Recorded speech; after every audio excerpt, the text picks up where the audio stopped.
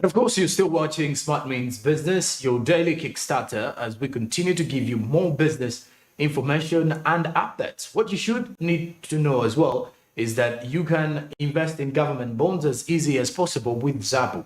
Zabu is a platform that makes this possible by just using the USSD code *292#. You can definitely subscribe onto the platform and be able to invest in government bonds. Well, the minimum amount for you to invest in these government bonds is 15,000 Ugandan shillings, and that would be easier and more possible for you to invest in these government bonds. Zabo says, my money, my future, and it does make it very simple for you to grow your investments. And of course, as you grow your investments, you should be seeking for Zabo. The markets open at 8:15 a.m.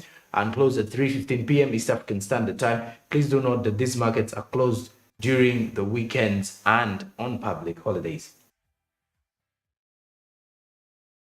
And well, besides the same kind of situation, now we head to Karibu, East Africa, as we look at stories that are making headlines across the East African community block from the world of business. And of course, we started off from Kenya, where, according to reports, rich Kenyans are sitting on 922 billion Kenyan shillings in dollars as the shilling continues to weaken.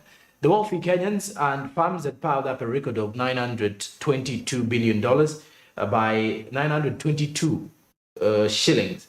That is, if you're to convert them again in dollars, could be quite a number of millions by last November, as they sought to preserve the value of their bank deposits amid a depreciating shilling. Now, this is after they accumulated an extra 119.24 billion Kenyan shillings in the 11th month to November 2022, in a trend that continues to put pressure on the local currency. Now, the Central Bank of Kenya data shows that the deposits in foreign currency increased from 803.66 billion Kenyan shillings at the start of the year, representing a 14.8% jump. This was the largest increase compared to the 58.02 billion shillings jump in a similar period in 2021. The deposit surged parallel with a decline in hard currency deposits held by commercial banks and the country's official reserves. At the time, the market faced issues of dollar availability in the market, as experts say that the rise of foreign deposits is majorly tied to the depreciation of the shilling on the back of a softened accumulation of dollar holdings by locals and companies. Now, the foreign currency deposits held by the residents increased by 6.8% to $7.63 billion in the intended September, from $7.144 billion in a similar period in September of 2021, representing a $486 million increase. Now, this was, however, a decline from a high of $7.294 billion in July 2022.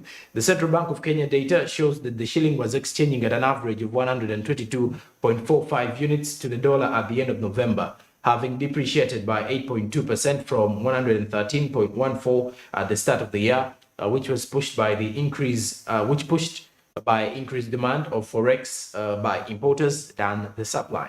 Now, however, it, on the other hand, appreciated against the sterling pound, that is the Kenyan shilling, and the euro by 3.4% and then 0.8% respectively over the 11th month. The weakening, which began during the pandemic, as heightened by the Russia and Ukraine war, but businesses from diverse sectors last year also complained of difficulty in accessing the dollar in the quantities that they wanted, forcing them to wait for days to at least and weeks to accumulate the funds they require to make payments to their overseas partners and hitting their business plans. Now, this means that the firms and individuals with dollar-based accounts were hedging against further weakening by stocking up dollars or holding on tightly to their greenback reserves under speculations of continued weakening, leading to fewer withdrawals from dollar-based accounts. Now, over the same period, foreign exchange reserves held by commercial banks declined by 20.4%, or $907 million to $3.55 billion in September, from $4.457 billion. Now, the official reserves held by the CBK also decreased by 19.1%, or $1.844 billion to $7.788 billion over the same period. The increase in residents' foreign currency deposits and the decline in the country's official and bank stockpile indicate the struggle to access dollars that was witnessed last year. Now, the manufacturers, on the other hand, also complained earlier in the year that the shortage of dollars apparently forced them to buy the greenback at a premium to the official Central Bank of Kenya's average exchange rate. So the shilling in Kenya continues to weaken, but however, most of the rich Kenyans are sitting on billions of Kenyan shillings that are in dollars. Now, besides that, let's talk the Bank of Tanzania, as analysts have come out to hail the bank's digital currency move. A decision by the Bank of Tanzania to opt for a cautious and risk-based approach towards the adoption of central bank digital currency is good and will definitely safeguard Tanzania's recent economic gains. Now, the analysts have partly said that despite being touted for offering greater transparency and oversight of transactions taking place, the digital currencies are also viewed as being prone to privacy threats and, of course, details to do with cyber attacks. But also, on the other hand, over 70% of the Tanzanians that still reside in rural areas are actually adopting the CBDC, with whether it is retail or the other manufacturers as well.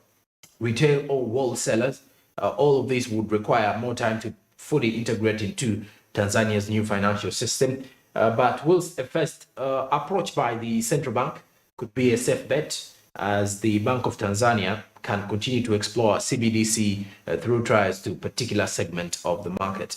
Now, while the CBDC is also associated with improving the financial inclusion for the unbanked population, its adaptability also depends on the demand and willingness of the general public to use it as a form of payment.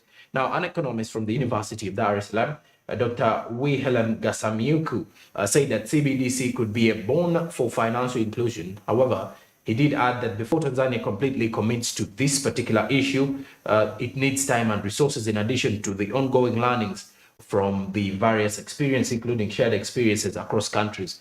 The World Bank, on the other hand, had also suggested that understanding each jurisdiction landscape and the key stakeholders is an important first step to accessing and assessing whether this particular CBDC might be an effective option for addressing the financial exclusion this time around. Now, with the public awaiting to know whether the Bank of Tanzania's decision on the adoption of digital currencies following its statement in June 2021, the central bank now says that after thorough research on the same topic, it has decided to opt for a cautious and risk-based approach. Now, they are different. These particular ones are different from cryptocurrencies, which are tradable, but the digital currencies or assets are built on blockchain technologies, if you're to look at this. And the Bank of Tanzania did reveal in a statement released over the weekend that it will keep looking into and figuring out technology and how technology would be the most appropriate and how it would suit in before issuing shillings in digital form. And now, away from that, we cross over to the international scene to see what is making headlines from there.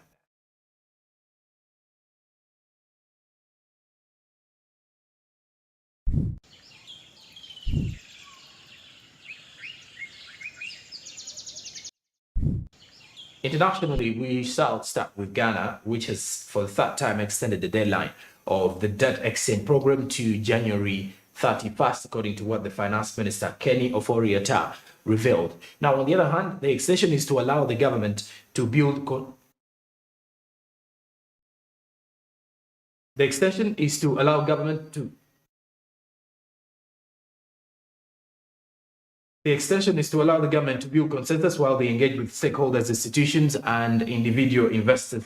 Now, the crisis-hit nation in December last year did launch the debt swap plan through the Ministry of Finance as the days before clinching a staff-level agreement with the International Monetary Fund for a $3 billion rescue package. Now, the IMF has said that its board will approve the deal only if Ghana undergoes comprehensive debt restructuring. Now, the deadline for the debt swap, initially set for December 19th, had previously been extended to December 30th and then to January 16th. Now, not only that, revisions to the initial offer exempted pensioners after a public outcry but later brought in individual bondholders who were originally exempted. Now, Ghana last week offered to pay holders of its 2023 bond a 2% cash fee in exchange for registering for the exchange, but opposition to the program has remained pervasive. Now, at the end of the day, the extension is to allow the government to build consensus while they engage with stakeholders, institutions, and individual investors also in the long run. Now, Ghana has for that third time extended their deadline for the debt exchange program, which will as well switch to January 31st. That is according to the Ministry of Finance and the Minister, Kenny Ofori-Atta, revealing this kind of information as Ghana continues to tremble and contain as well as deal with the inflation pressures that have been with the country for the last 2 years and terribly hitting it in 2022. If you want to follow up more on the issues to do with what is coming in from Ghana's economy. Now, lastly, from the international scene, we head to China. As China's 2022 economic growth was hit by the coronavirus restrictions. The economy grew last year at the second slowest rate in almost half a century, in a sign of how the country's strict coronavirus regulations have affected businesses. Now, the official figures have shown that the gross domestic product of the country, which is the world's second largest economy, rose by 3% in 2022. This was way below the government's target of 5.5%, but better than most economists had forecast. Also, last month, Beijing abruptly lifted its strict zero COVID policy. The policy had a major impact on the country's economic activity last year, but the sudden relaxation of the rules has led to a jump in COVID cases that threatened to also drag on growth in the early part of this very year. Other than at the start of the pandemic in 2020, when full year gross domestic product expanded by 2.2%, last year's economic growth was the weakest since 1976, when the founder of the People's Republic of China, Chairman Mao Zedong, apparently passed on. Now, experts have voiced caution over China's economic numbers, with some warning that the trajectory of the data, rather than the figures themselves, are a useful guide to how the country's economy is performing. Other Chinese economic data, such as retail sales and the factory output for December, which were released along with the GDP data, also beat expectations, but was still weak compared to the pre-pandemic levels. But not only that, economists have warned over the state of the global economy in recent months, pointing to several issues having an impact of growth. Also looking back at the time that China fully reopened now and gave room to the external movements and as well as internal travel that was reopened in just a week's time. Now, last week, the World Bank said that the global economy is perilously close to falling into recession, as the organization's latest forecast blamed a number of factors stemming from Russia's invasion of Ukraine and, of course, the impact of the pandemic that hit the world at large. Now, it said that the United States, the Eurozone, and China, the three most influential parts of the world for economic growth, were all undergoing a period of pronounced weakness, a downturn that was worsening the problems faced by the poorer countries. Now, GDP is also a measure or an attempt to measure all the activity of the government, companies, and as well as individuals in a country. It helps businesses to judge when to expand and hire more people, and governments to work out how much to tax and spend. On Monday, data released by China's National Bureau of Statistics showed that prices of new homes declined for the fifth straight month in December. Now, the prices in the final month of 2022 fell by 0.2% from a month earlier, as COVID-19 outbreaks across the country continued to hurt the demand. Now, last week, International Monetary Fund Managing Director Kristalina Georgieva urged Beijing to continue reopening its economy on that same space, as we continue to give you more guidance and more details regarding what is coming in from the business world. And of course, that is it for what is coming in from China. A need to worry about, as the economy grew last year at the second lowest rate in almost half a century, if you are to look at that. Now, this is way below the government's target of 5.5%, but better than the most economists had apparently forecast. And of course, continue to get more updates here on Smart24 TV. by following us more on our YouTube channel, that is Smart24 TV Live. Please do remember to subscribe as we are on to the journey for 2,000 subscribers. Not only that, also for more business updates in regards to locals and international, you can go onto our website www.smart24.news and as well get more of the updates coming in real time on our Twitter handle Smart24 TV, Facebook is Smart24 TV official, and Instagram is Smart24 TV underscore Smart24 underscore TV. Then I'm Jerome Paul Sonko on Twitter, Facebook, and Instagram for more details regarding Business One. Into the second hour, we shall be returning with more business updates as we give you more of what is making headlines from the world of business, both from the local scene and, of course, we shall be looking at the sports business side of it. And also, we look at the entertainment economics to understand what is coming in from there. But looking at our second business update will be targeting the National Health Insurance Scheme Bill, what it intends to regulate, and what you should definitely know about this particular bill before it becomes an act, hopefully this year at the end of the day. Continue watching Smart24 as I'll be returning at 8 to give you more updates, including the business tips and the business quotes.